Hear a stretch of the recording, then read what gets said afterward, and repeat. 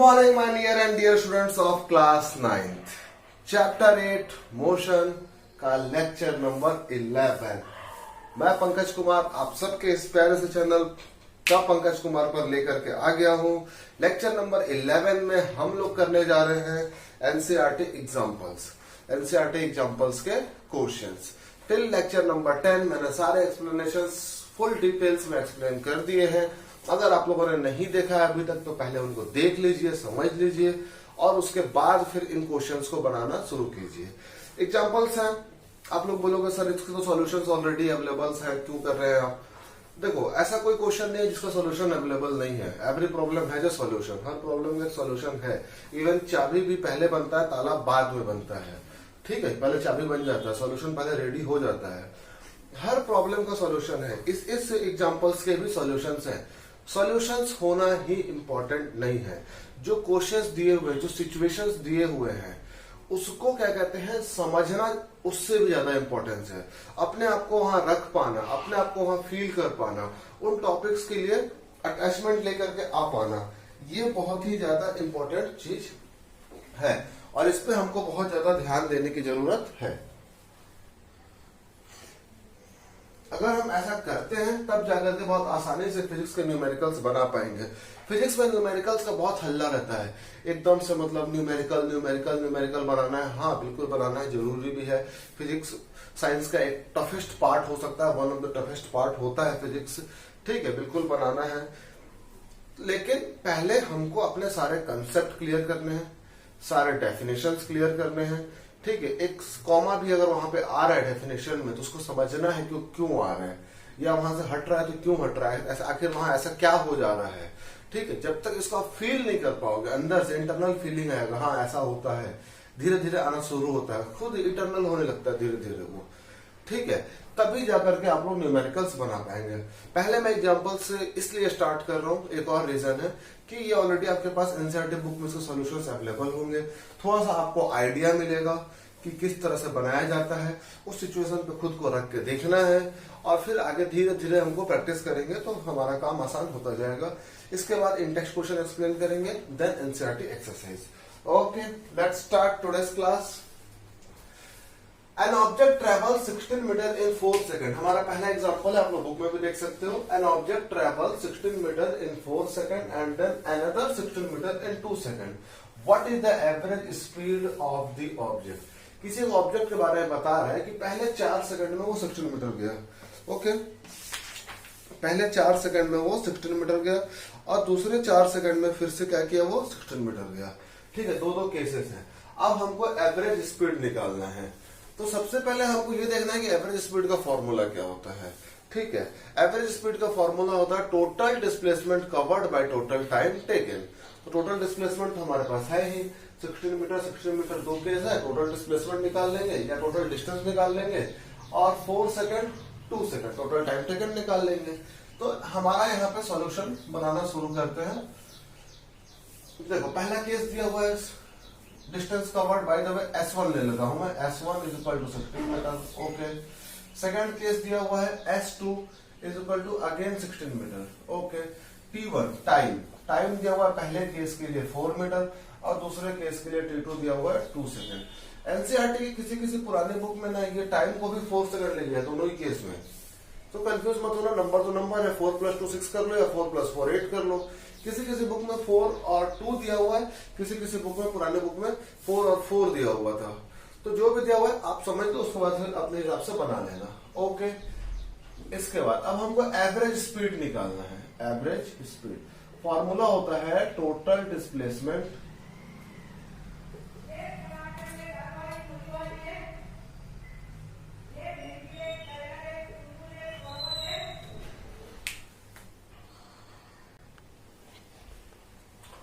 Displacement covered by total time taken. Total time taken. ठीक है भाई, अब कितना है देख लो, टोटल डिस्प्लेसमेंट कितना है, S1 + S2 that means 16 + 16 and total time taken कितना हो जाएगा, 4 + 2। ओके, तो अब ये हो जाएगा फाइनली एवरेज स्पीड है इज इक्वल टू 32/6। डिवाइड कर दो, 6 5 जा 30.2, 6 3 जा 18, 5.333 चलता जाएगा मीटर पर सेकेंड। तो ये हमारा एवरेज स्पीड आ गया, ठीक है, एवरेज स्पीड ये हमारा आ गया 32/6 5.333 मीटर पर सेकेंड। बहुत ही क्लियर है, हमें क्वेश्चंस को पकड़ना होगा, क्वेश्चन को समझना होगा, ये देखना होगा क्या दिया हुआ है और क्या निकालना है। अब जो निकालना है उसका जो फॉर्मूला है हम उसको थोड़ा सा टैली करेंगे कि जो फॉर्मूला है उसके लिए पर्याप्त वैल्यू दिए हुए हैं कि नहीं, क्लू दिए हुए हैं कि नहीं, या जो दिए हुए हैं उसके थ्रू कुछ और निकालो फिर वो पुट होगा। तो ये सब चीजों को हमको देख करके समझ करके बनाना होगा। पहला सॉल्यूशन हमारा हो गया। सेकंड नंबर क्वेश्चन क्या है, the odometer of A car reads 2000 kilometre at the start of A trip. कोई भी एक ट्रिप स्टार्ट होता है, ओडोमीटर जो कि डिस्टेंस को बताएगा हमारा, ठीक है।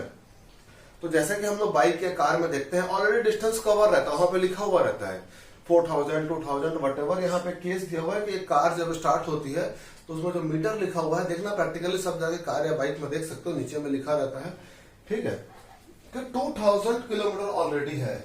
और जब उनकी जर्नी फिनिश होती है, खत्म होती है, एंडिंग होती है, तो 2400 किलोमीटर होती है। दैट मीन्स उन लोग 400 किलोमीटर का डिस्टेंस कवर किए। Trip took 8 hours. स्पीड निकालना है, average speed of the car in kilometre per hour as well as metre per second. Okay, तो जो हमारा सिचुएशन दिया हुआ है, इनिशियल पोजीशन दिया हुआ है क्या है, S1 से रिप्रेजेंट कर देते हैं या X1 कर लेते हैं पोजीशन के लिए। Okay, X0 initial position X0, ये 0 है, इसको नॉट भी बोला जाता है। X0 is equal to 2000 kilometre. Okay, and then X1 दिया जाता है 2400 kilometre. Okay, and now distance covered. अगर अब हमको S निकालना है तो S का रूल हो जाएगा X1 माइनस X0, और ये हो जाएगा 2400 माइनस 2000, ठीक है। ये अभी सिचुएशन निकाल रहे हैं हम लोग, डिस्टेंस कवर निकाल रहे हैं। ओके, और ये हो जाएगा 400 किलोमीटर। टाइम टेकन हुआ, time is equal to 8 hour. अब हमको एवरेज स्पीड निकालना है। Average speed total distance covered by total time taken. Total distance covered by total time taken. Okay, अब क्या टोटल डिस्टेंस जो कवर हो रहा है 2400 माइनस 2000 इज इक्वल टू 400। तो 400 टाइम लगा इसके लिए 8 घंटे बाई 8 हो गया। ओके, एवरेज वेलोसिटी या एवरेज स्पीड हो जाएगा, इसको डिवाइड कर देंगे, 8 1 जा 8 5 जा 50 किलोमीटर पर आवर। ये हमारा एवरेज स्पीड आ गया इसके हिसाब से। किलोमीटर पर आवर में पूछा है तो ये वैल्यू किलोमीटर में दिया हुआ है और ये वैल्यू आवर में दिया हुआ है। ये हमारा average speed kilometre per our के हिसाब से आ गया। ओके, कुछ खास विशेष नहीं है। पोजीशन से हमने डिस्टेंस निकाल लिया, ठीक है। इससे पिछले वाले क्वेश्चन में डिस्टेंस ऑलरेडी दिया हुआ था, यहाँ पे पोजीशन दिया हुआ है, डिस्टेंस पहले निकालेंगे हम लोग, ठीक है। उसके लिए क्या करते हैं, final position minus initial position. ध्यान रखना, डिस्टेंस कवर्ड निकालना है अगर, final position minus initial position, इनको माइनस कर दिए, ठीक है। वैल्यू पुट कर दिया, डिवाइड करके 8 1 जा 8 5 जा 40 एंड 0 50 किलोमीटर पर आवर आ गया। ओके, अब इसको कन्वर्ट करना है मीटर पर सेकंड में। मीटर पर सेकंड में तो कैसे करेंगे, किलोमीटर को मीटर में करने के लिए 1000 से मल्टीप्लाई करते हैं, कर दो भाई 1000 से मल्टीप्लाई, और आवर को सेकंड में कन्वर्ट करने के लिए 3600 से डिवाइड करते हैं। तो 3600 से डिवाइड कर दो। किलोमीटर को मीटर में बदलने के लिए 1000 से मल्टीप्लाई, इसलिए हमने 1000 को मल्टीप्लाई कर दिया। आवर को सेकंड में बदलने के लिए 3600 का डिवाइड, तो हमने 3600 का डिवाइड कर दिया, क्योंकि 1 आवर में 3600 सेकंड्स होते हैं, या 1 किलोमीटर में 1000 मीटर्स होते हैं। ओके, लेट्स कट, 0 0 कैंसिल हो जाएगा दोनों। इसके बाद क्या होगा, 2 5s एंड 2 18s, तो ओवरऑल आ जाएगा 250 बाय 18। अब इनको डिवाइड कर देंगे, 18 1 इज 18 70, तो अब हमारा आ जाएगा 13 point something, 13.9। 13.9 metre per second. 18 बन जाए 18, 18 3 54, 16 चला जाएगा। और सब 13.888 भी आ रहा है तो राउंड फिगर में 9 ले लेते हैं, 5 से ज्यादा होता है तो ले लेते हैं। 13.9 मीटर पर सेकेंड। ठीक है, ये दोनों हमारा सॉल्यूशन हो गया 8.1 और 8.2 के लिए। ठीक है,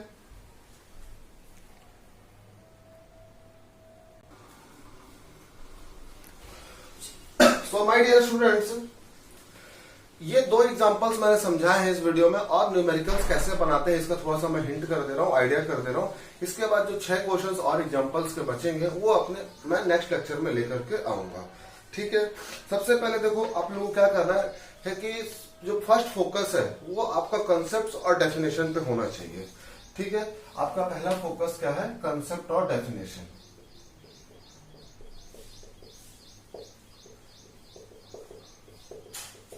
क्योंकि कंसेप्ट और डेफिनेशन के बिना फिजिक्स में नहीं हो पाएगा।